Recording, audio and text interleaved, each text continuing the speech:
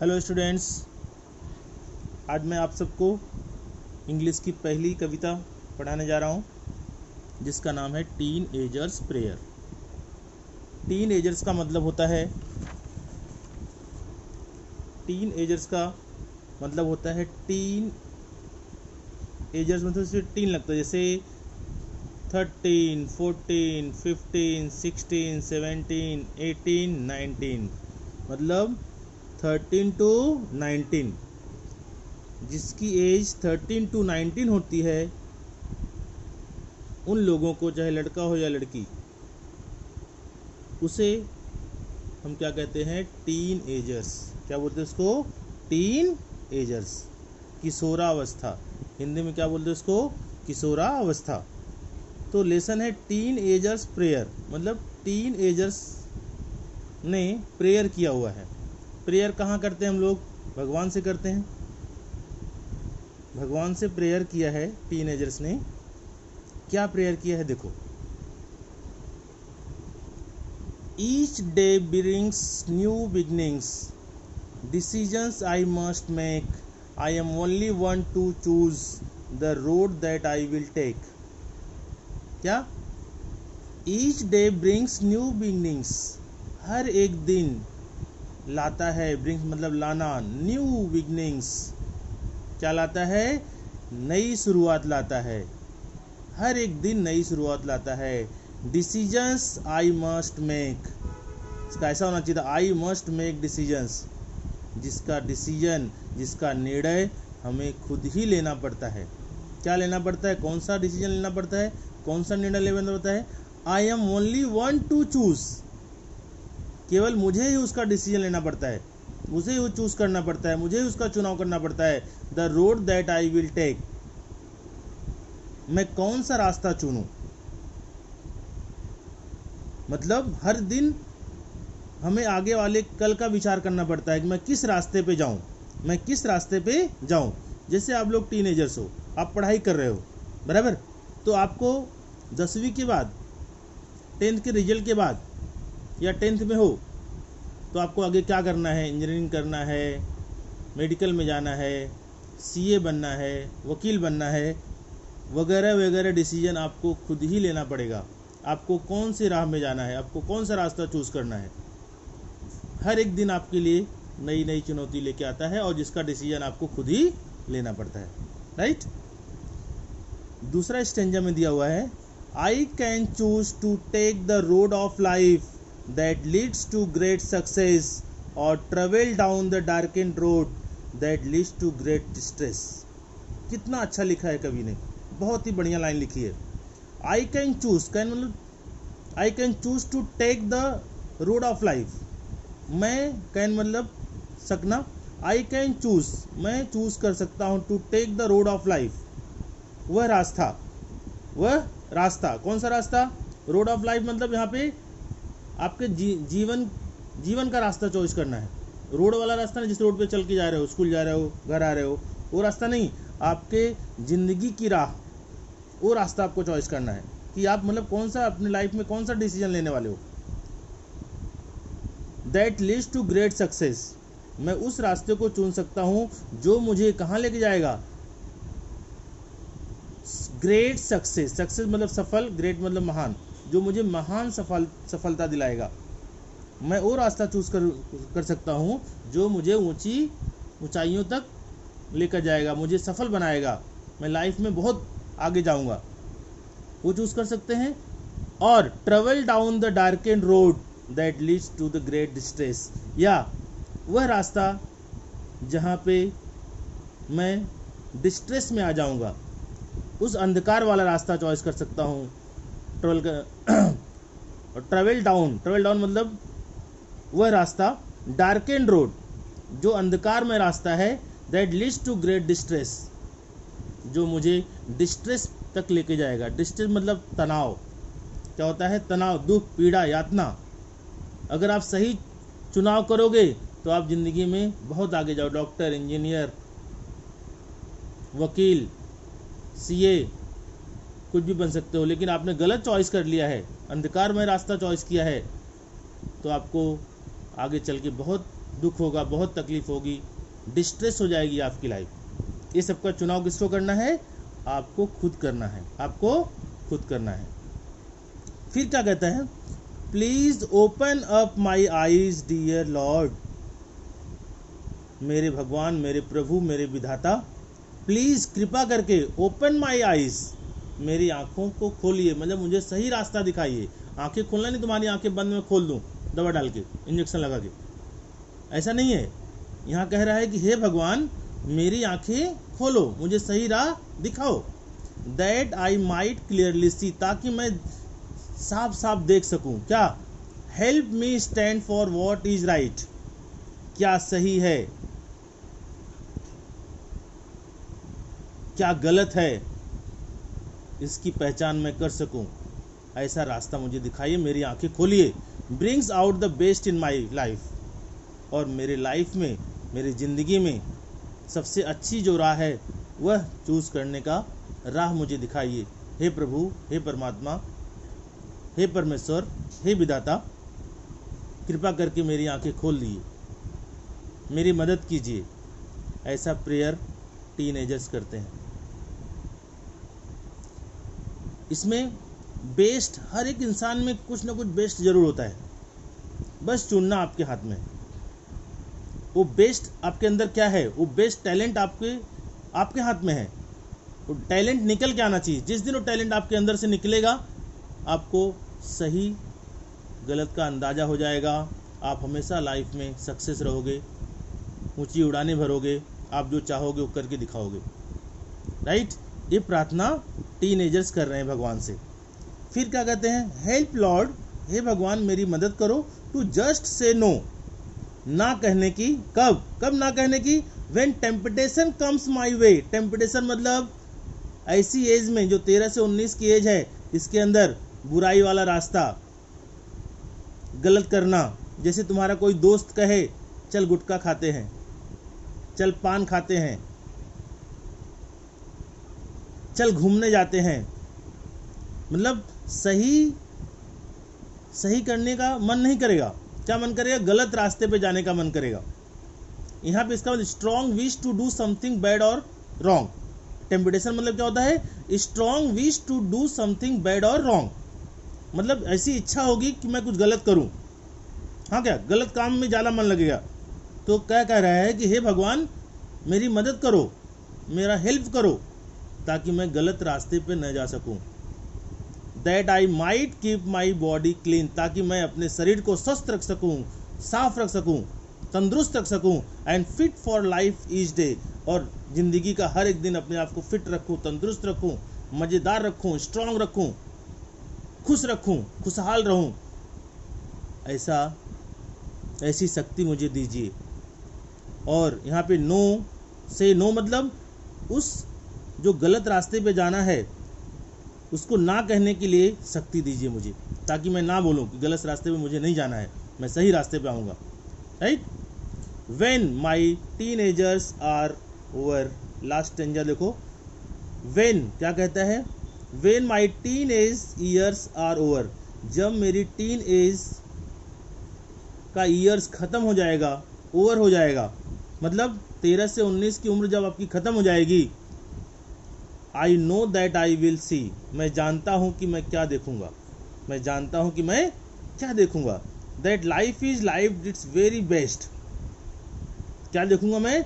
That life is life it's very best, जो मैंने ज़िंदगी जी है 13 से 19 की, वह लाइफ मेरी सबसे बेस्ट थी। क्या थी? सबसे अच्छी लाइफ थी। With you walking next to me, क्योंकि आप मेरे साथ थे, आपका दिखाया हुआ रास्ता मेरे साथ था, आपने मेरी मदद की थी, आपने मेरी आंखें खोली थी। वॉकिंग नेक्स्ट टू मी मतलब आप मेरे साथ थे, आप मेरे साथ चल रहे थे। ये प्रार्थना टीनेजर्स भगवान से करते हैं। यहाँ पोएट का नाम है जे मॉर्स। जे मॉर्स ने लिखा हुआ है। जे मॉर्स ने अपने आप को टीनेजर समझ के एक कविता लिखी हुई, जो कि आपको बहुत ही उपयोगी होगी आपकी लाइफ में, आपको डिसीजन लेने में। आपका डिसीजन आपको खुद ही लेना है कि आपको आगे क्या बनना है। डॉक्टर बनना है, इंजीनियर बनना है, मैकेनिक बनना है, सीए बनना है, वकील बनना है। जो भी अच्छी पोस्ट है उसका चुनाव आप खुद ही करना है, इसकी शक्ति मुझे दीजिए, ऐसा कवि अपने आप को टीनेजर समझ के भगवान से प्रार्थना किया है। राइट, आप लोग को ये लेसन समझ गया होगा। जहाँ तक मैं जानता हूँ कि आप लोग बहुत होशियार बच्चे हो, आपको समझ में आया होगा। आप एक बार पढ़ोगे इसको अच्छे से, फिर इसका मीनिंग ढूंढ के लिखोगे। जो आपको नहीं समझ रहा है वो मैं आपको बताऊंगा। जैसे यहाँ पे बिगनिंग है, बिगनिंग मतलब शुरुआत, डिसीजन मतलब निर्णय, चूज़ मतलब चुनाव करना, और क्या दिया है, लाइफ मतलब जीवन, सक्सेस मतलब सफल होना, डिस्ट्रेस मतलब तनाव, और आइज़ मतलब आँखें होती है, क्लियरली सी मतलब साफ साफ देखना, बेस्ट इन में मतलब सबसे अच्छा, मेरे अंदर का सबसे अच्छी चीज़ बात, टेम्पटेशन मतलब आपको बताया ही, बुरी आदत की इच्छा होना, कुछ गलत करने की इच्छा होना, उसको टेम्पटेशन बोलते हैं। राइट, ये सब मैंने आपको पूरा एक्सप्लेन किया है। अब इसमें आता है पहले राइमिंग वर्ड लिखने के लिए। राइमिंग वर्ड क्या होता है आपको पता ही होगा। राइमिंग वर्ड क्या होता है, लास्ट लाइन पे अंडरलाइन करो, बिगनिंग, मेक, चूज, टेक। तो मेक, टेक, राइट। फिर दूसरा क्या है, life, no, success, road, distress, success, distress, right. फिर उसके बाद लॉर्ड, सी, राइट, मी, तो सी मी। उसके बाद नो, वे, क्लीन, डे, वे, डे, अंडरस्टूड। ओवर, सी, बेस्ट, मी, तो सी मी। ये है आपका राइमिंग वर्ड। क्या है आपका ये राइमिंग वर्ड। आगे देखो, मैंने अब लिखा हुआ है आपके लिए,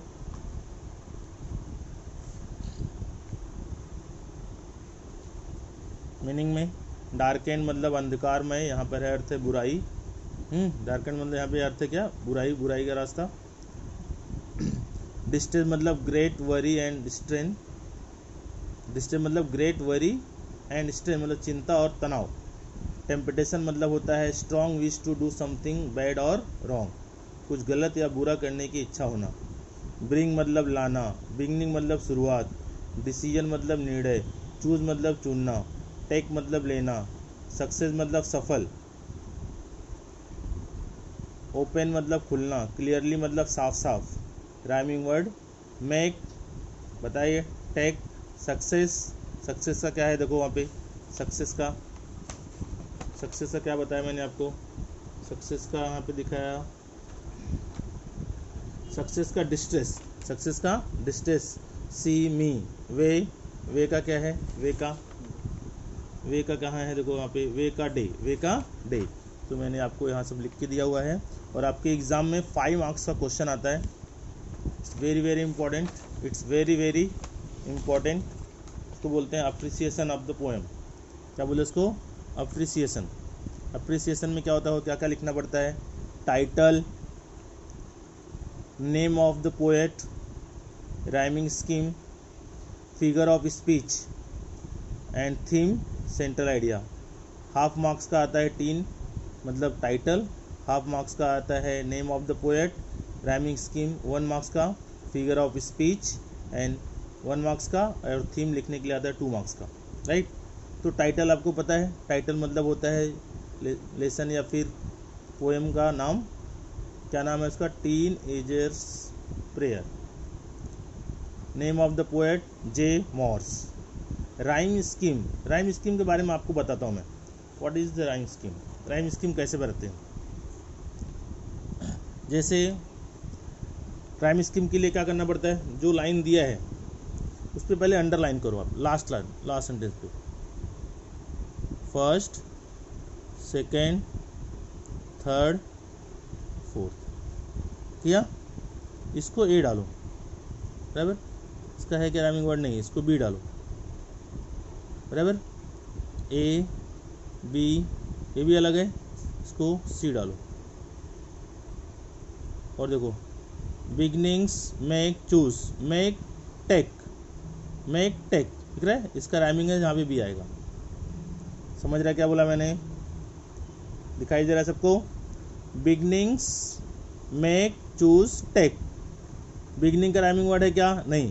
मेक का है क्या? हाँ, मतलब ये दोनों एक जैसे हैं, बराबर। तो ये दोनों के सामने जो नाम रहेगा वो सेम रहेगा, बाकी ये दोनों अलग रहे। तो पहले को ए डाल दिया, फिर बी डाला, फिर सी डाला, फिर टेक के बदले बी डाला। क्यों? क्योंकि मेक का राइम क्या है? टेक, इसलिए ए बी सी बी।